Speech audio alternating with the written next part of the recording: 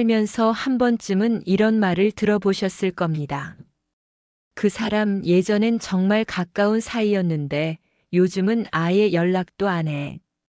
대체 무슨 일이 있었던 걸까요?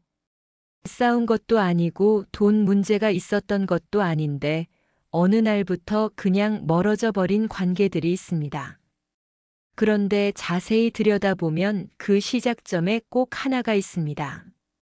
바로 자랑이었습니다. 자랑은 참 묘한 말입니다.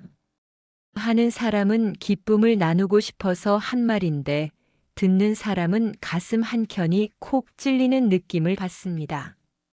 그리고 그 느낌이 한 번, 두 번 쌓이다 보면 어느 순간 그 사람을 보기가 불편해집니다. 처음엔 작은 거리감이었던 것이 나중엔 철천지 원수처럼 느껴지는 지경까지 가기도 합니다. 억울하게도 자랑을 한쪽은 그 이유조차 모른 채 관계가 끝나는 경우가 많습니다. 나이가 들수록 이런 일이 더 자주 생깁니다. 젊을 땐 다들 바쁘고 서로 경쟁하며 달려가느라 자랑에 무뎌지기도 합니다. 하지만 50, 60이 넘으면 상황이 달라집니다.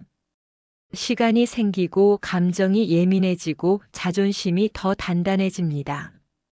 그래서 이 시기의 자랑은 젊을 때보다 훨씬 강하게 상대방 마음에 상처를 남깁니다.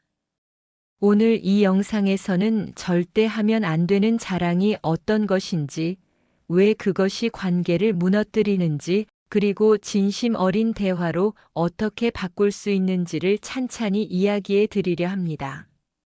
끝까지 함께 해주시면 주변 소중한 분들과의 관계가 분명 달라질 거라 믿습니다. 이 이야기가 도움이 되신다면 구독과 좋아요로 함께 해주세요. 여러분의 건강한 삶을 응원합니다.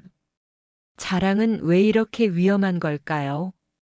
말 한마디일 뿐인데 왜 사람 사이를 이렇게 벌려놓는 걸까요? 그 이유는 사람의 마음 속에 있는 아주 자연스러운 감정, 바로 비교 의식 때문입니다. 누군가 좋은 이야기를 꺼내는 순간 듣는 사람은 자신도 모르게 그 이야기를 자기 상황과 견주어 보게 됩니다. 의식적으로 비교하려는 게 아닙니다. 그냥 자동으로 반사적으로 그렇게 됩니다. 저 사람은 저런데 나는 어떻지? 이 생각이 머릿속을 스치는 순간 작은 불편함이 싹 틉니다. 그리고 그 불편함은 겉으로 드러나지 않은 채 속으로 쌓입니다. 나이가 들수록 이 감정은 더 깊어집니다. 젊을 때는 아직 기회가 있다는 생각에 비교를 해도 어느 정도 견뎌낼 수 있습니다. 하지만 50이 넘으면 이야기가 다릅니다. 내 인생의 많은 부분이 이미 정해진 것처럼 느껴지고 다시 바꾸기가 쉽지 않다는 현실이 마음 한켠에 자리하고 있습니다. 그 상태에서 누군가의 자랑을 들으면 불편함이 훨씬 크게 느껴집니다. 그리고 중요한 점이 하나 더 있습니다. 사람은 부정적인 감정을 오래 기억합니다. 즐거운 기억보다 상처받은 기억이 더 오래, 더 선명하게 남습니다. 그러니 자랑을 듣고 느낀 그 작은 불편함도 시간이 지날수록 더 또렷하게 기억에 남게 됩니다. 자랑을 했던 사람은 까맣게 잊어버린 말. 한마디가 들었던 사람에게는 몇 년이 지나도 사라지지 않는 감정의 흔적이 되는 겁니다. 모든 자랑이 다 나쁜 건 아닙니다. 기쁜 일을 나누고 싶은 마음은 인간의 자연스러운 감정입니다. 하지만 특정한 종류의 자랑은 아무리 좋은 의도로 했더라도 상대방 마음에 깊은 상처를 남깁니다. 첫 번째는 자녀 자랑입니다. 중장년이 되면 자녀 이야기가 대화의 중심이 되는 경우가 많습니다. 우리 애가 어디 들어갔어? 우리 아이가 이만큼 번다는 말들이 모임 자리에서 자연스럽게 오갑니다. 하는 사람은 그저 기쁨을 나누고 싶을 뿐입니다. 하지만 듣는 사람의 자녀 상황은 제각각입니다.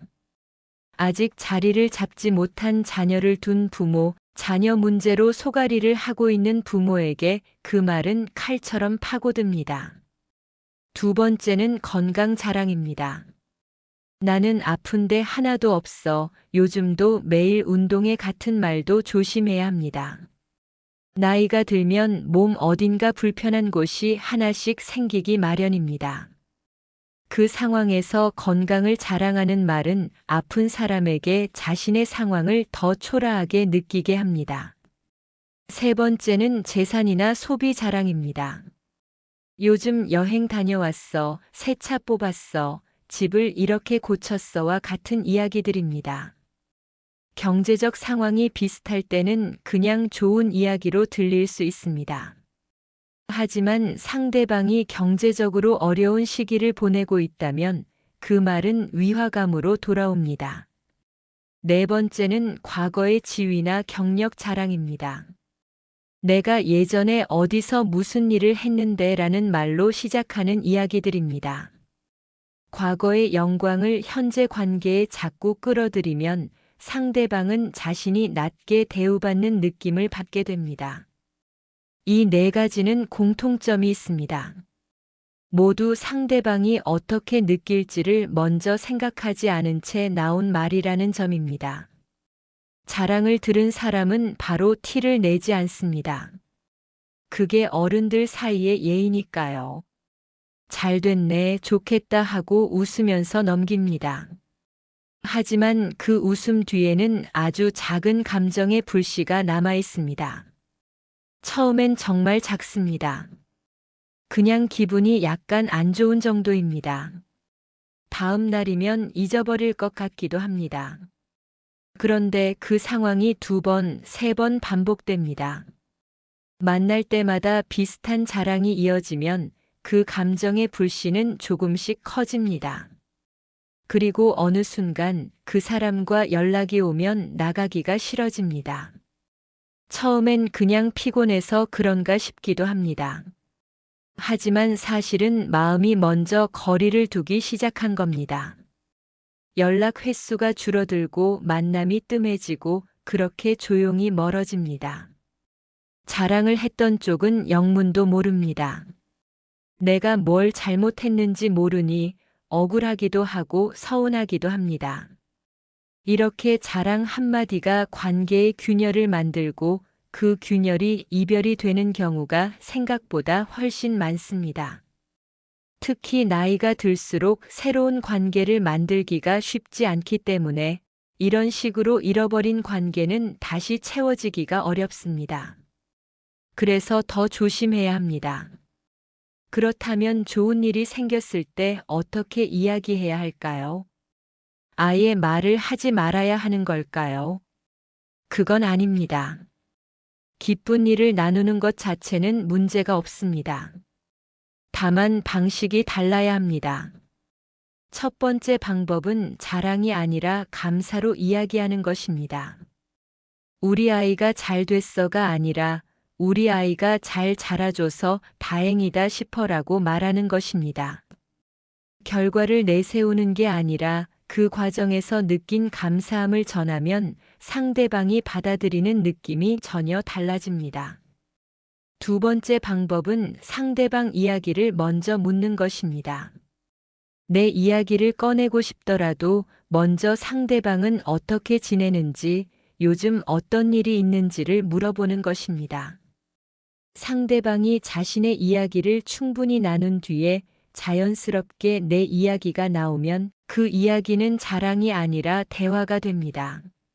세 번째 방법은 상대방의 상황을 먼저 헤아리는 것입니다. 지금 상대방이 어떤 상황에 있는지를 먼저 떠올려 보는 것입니다. 아이 문제로 힘들어하고 있다면 그 자리에서 자녀 이야기를 꺼내지 않는 것입니다. 경제적으로 어렵다는 걸 알고 있다면 소비 관련 이야기를 자제하는 것입니다. 이 세 가지는 모두 한 가지 태도에서 나옵니다.